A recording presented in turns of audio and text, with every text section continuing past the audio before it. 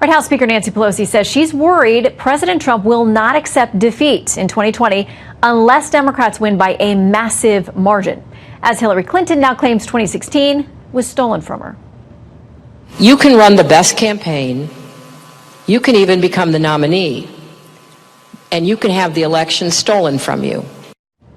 Well, here's what Speaker Pelosi tells the New York Times. If we win by 4 seats, by 1,000 votes each, he's not going to respect the election. He would poison the public mind.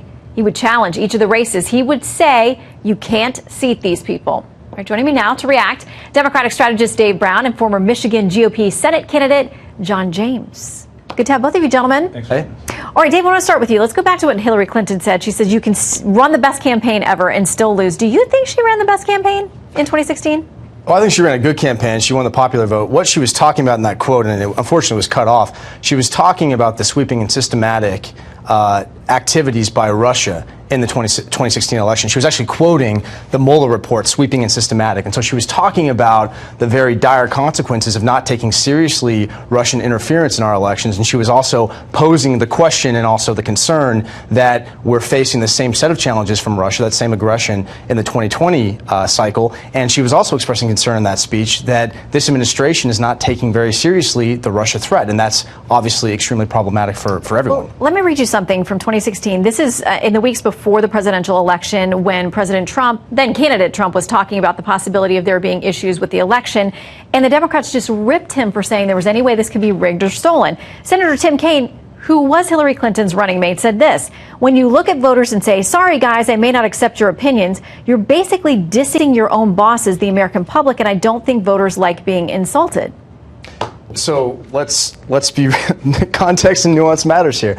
Hillary Clinton's talking about Russian interference in the election, which the intelligence community unanimous in consensus that happened. Mm-hmm. Tim Kaine was taking issue with Donald Trump's claims prematurely that the election, were he to lose in 2016, the only way that would have happened is if the election were stolen from him. By the way, the same types. So why is it okay for her to talk about stolen? Let me bring John in here. Because Russia actually interfered in the election, and she was talking about something that actually happened, whereas Donald Trump has made a fiction of voter fraud every time he's concerned about the results. We can debate voter fraud another time, but you know, what's good for the goose is apparently not good for the gander. If Hillary Clinton wants to talk about stolen elections, she needs to talk about Bernie Sanders and what she and Debbie Wasserman Schultz did in the Democratic primary.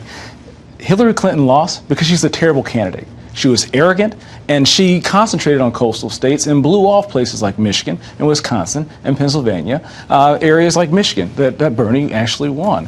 She had a real hard time coming down from her arrogant high horse, and she's still pointing fingers at everything else that went wrong rather than pointing a thumb back at herself. All right, I want to play something from Senator Kamala Harris tonight, talking about other elections that she thinks were not accurately handled. Here's what she says. Let's say this loud and clear. Without voter suppression, Stacey Abrams would be the governor of Georgia. Andrew Gillum is the governor of Florida. The truth is, we need a new Voting Rights Act. Okay, the Wall Street Journal, responding to that, said if Republicans were trying to stop minorities from voting, their schemes were inept.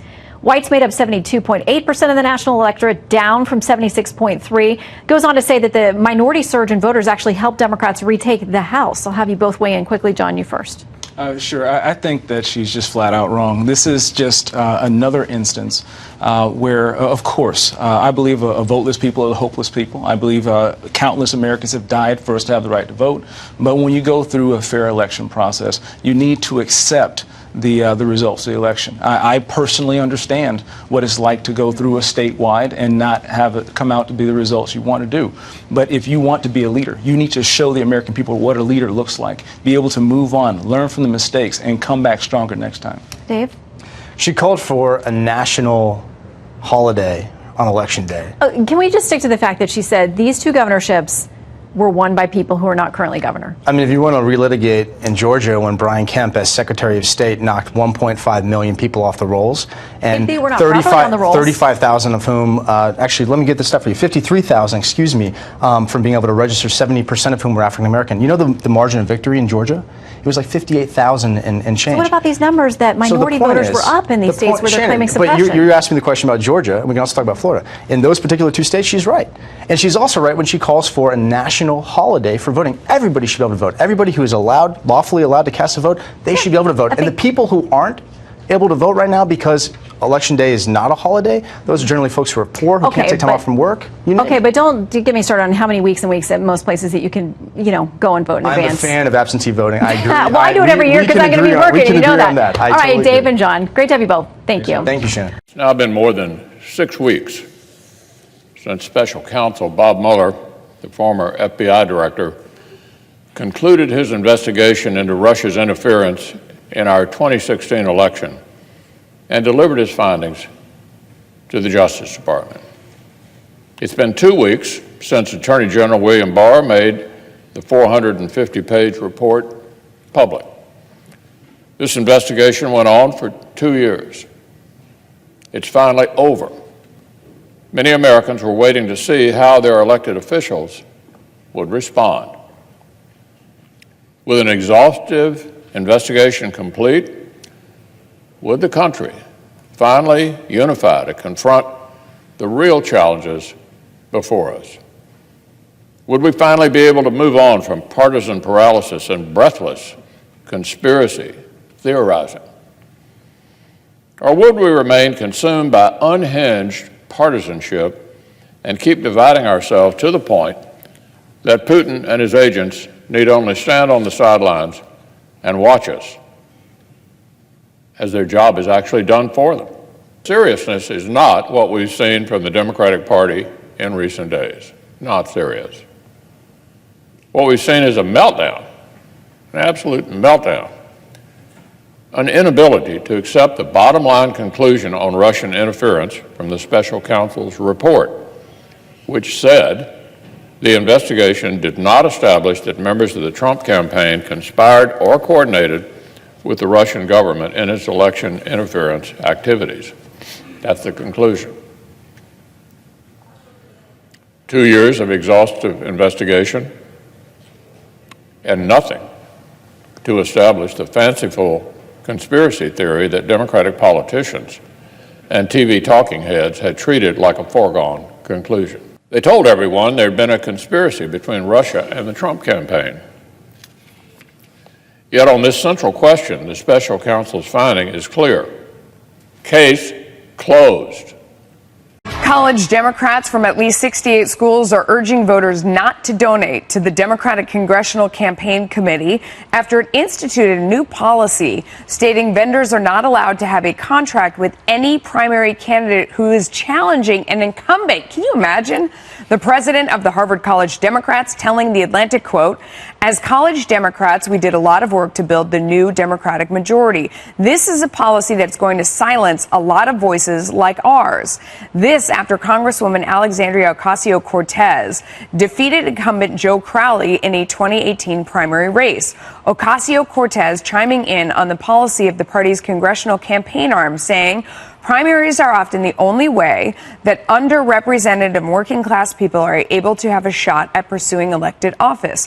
Ocasio-Cortez has called the moderated Democrats to be primaried. Moderated. Called for moderate, maybe is what I think we meant there. So let me ask you about this. So I love this idea because I never thought it made sense. You don't just blindly get behind a party. I mean, you believe in a candidate and what they stand for, and the Democratic Party trying to homogenize everybody in their group and say, walk in lockstep with us.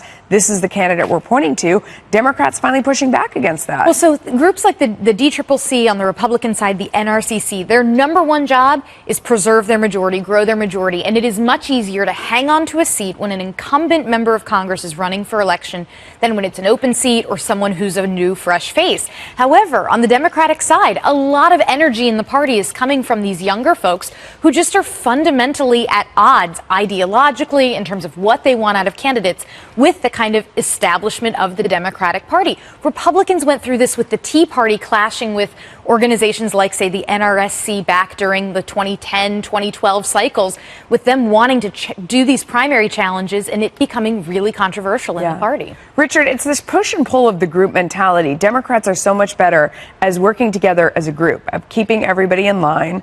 And that has been the strength. You see that a lot, whether it's in Congress or anywhere else, getting everybody behind a candidate. Where Republicans, almost by definition, when you're right of center, you value freedom over group, so they've never sort of cooperated very well, and it hurts in elections.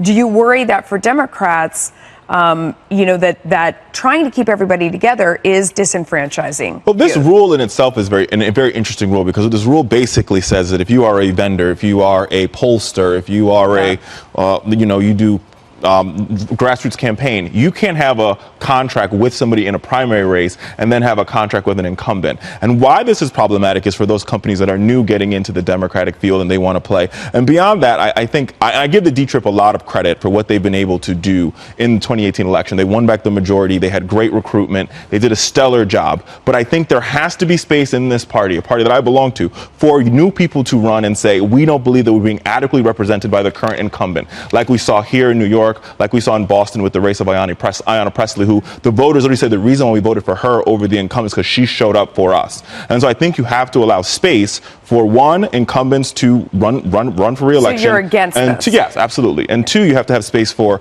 new candidates and new blood coming into the party, which is what the college Democrats represent, to have a voice and space as well. Kennedy?